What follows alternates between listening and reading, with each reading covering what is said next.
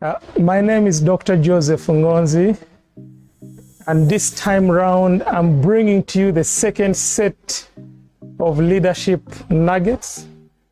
You should be able to watch this from YouTube and also from 8TV. Last week I gave an introductory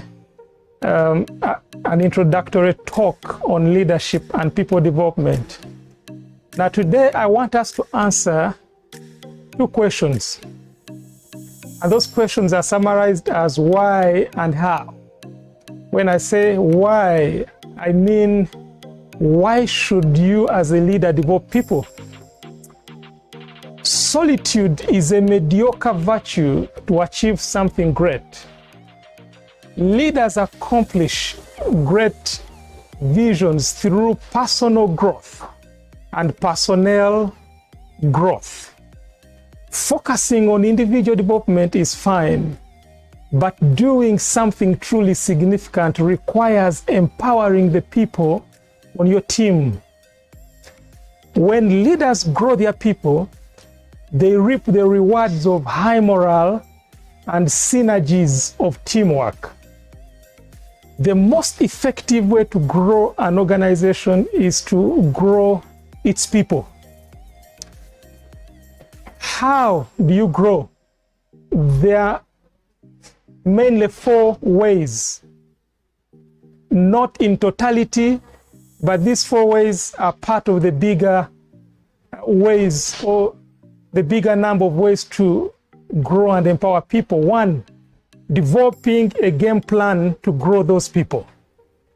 The epitome of a leader is not just to lead others. The highest function of a leader is to produce leaders who can lead others.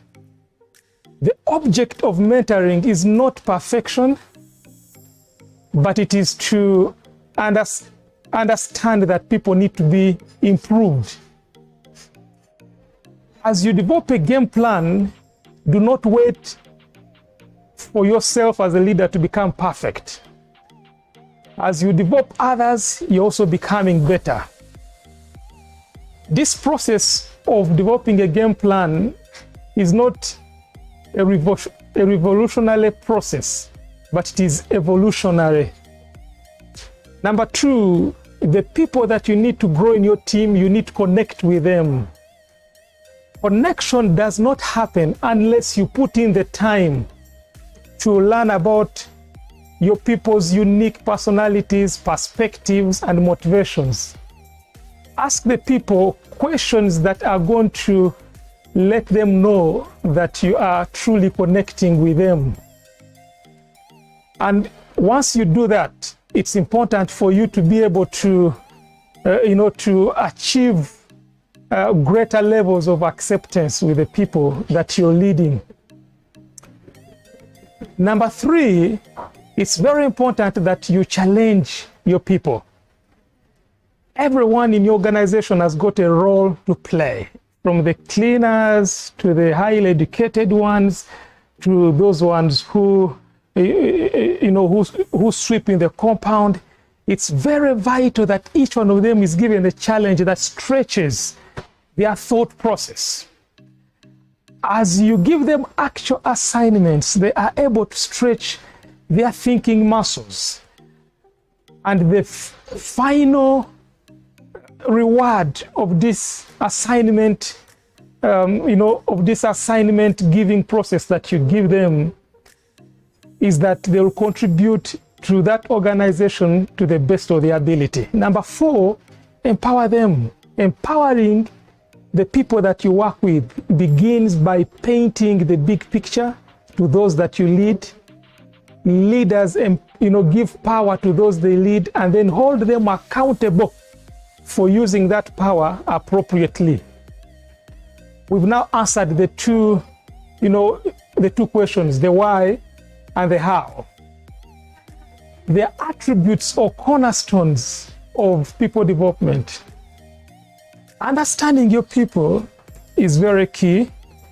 Developing people is just more than understanding them. It's making them feel understood. It's vital to celebrate the numbers behind the numbers that comprise the achievements that your team gains, but it's much more important to celebrate the faces behind the numbers. One of your key responsibilities is to make sure that the faces that give you the numbers, which give your team a name, need to be understood. People require a relational approach for them to be able to give out their very best. Not everyone that you work with will eventually attain the level of leadership that you, the top leader, has achieved. But it's important that you grow everyone in that direction. Time will tell, and you'll be, time will tell about how many people will eventually attain leadership positions. Every member of your team matters. When people feel that their best interests are taken care of, they release their best capacity to learn and to contribute. It's not uncommon for people to give their very best when they feel cared for. Always remember this statement I'm going to make, that people don't care how much you know about them until they know how much you care about them as a leader. And that care requires that you get it right from your heart to care for, to appropriate it to the people that you lead. It's good to grow people, but also as a leader, it's important that you keep growing yourself. The day you stop learning as a leader is the day you qualify to go to the grave. As you grow, your people also grow with you, and you're able to release the attributes of growth to them. People are a close reflection of their leaders. I thought about this and I discovered that it's true. By merely interacting with the people that you lead, the world is able to get a glimpse of who their leader is. Some facts come into play in regard to people being a reflection of their leader. There are questions that are usually asked pertaining to people being a reflection of the leaders that they have. One, are the people following their leader and the organization's vision? All leaders have two common characteristics. First, they are going somewhere, and number two, they are able to persuade others to go with them. The second question, are the people being transformed? When the world looks at the people that you're leading, are they able to see positive change? Are your people stagnating? Are your people, growing and becoming better? Once people see that the people that you lead are growing, they will know that they have got a progressive leader. The third question is there growth? Are the people becoming successful? Okay, the people that you're leading also need to attain a level of success that the world will celebrate. So it's very important that this attribute of people being a reflection of their leader is taken very seriously. Building trust with people is very key as you develop them. The seal of a reasonable relationship is trust building. Trust is a foundation for every genuine growth. When trust is broken by the leader, there is porosity that develops and will require a painful, deliberate effort to cover the pores that have developed. The 8 C's of trust are summarized here. 1, clarity. Clarity is the cornerstone of trust. Remember, ambiguity erodes trust. Leaders must be crystal clear about expectations. about their vision, about what they stand for. Anything and everything. As a leader, you're always in the spotlight. Whether you know it or not, the world is watching. The second C is compassion.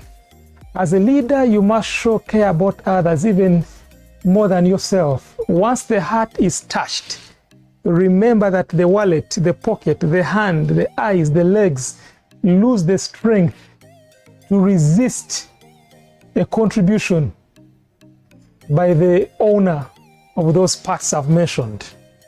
Number 3, character. Do what's right, not what's easy.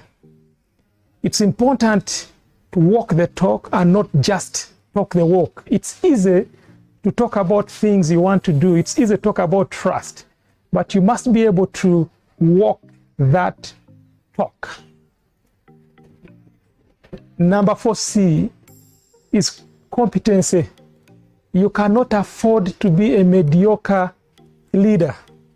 The things you demand of the people that you lead, you must be able to demonstrate them. You must be able to grow in skill. You must be able to become better. You must be able to attain levels that most of the people that you lead have not attained before. You cannot lead people where you've not been yourself before. Number 5C is commitment. As a leader, you can never and never become passive, and then you expect people to follow and grow. You must be committed to what you believe in. You must be committed to the values of the organization. What you stand for must be clear in times of peace, in times of adversity. Number 6 is connection. People want to do business. People want to be part of a team they feel they are connected to. You must make every deliberate effort, whether formal or informal, to connect with the people that you lead. Number 7, contribution. As a leader, are you a leader of just words, or you are making a contribution to the growth of the team that you're leading? Very key. Number 8C is what we call consistency. Anything less than consistency, I will say it, erodes trust. Your actions, your behaviors, and even your moods need to be consistent as a leader. Remember, as a leader, you become a public figure, and the world is watching and looking at the way you carry yourself along. Consistency will create confidence, and confidence, remember, is essential to creating trust. So for this second set of leadership nuggets, I hope and look forward to you listening through and learning more as we prepare for the third set of nuggets. Thank you, and thank you for listening to me.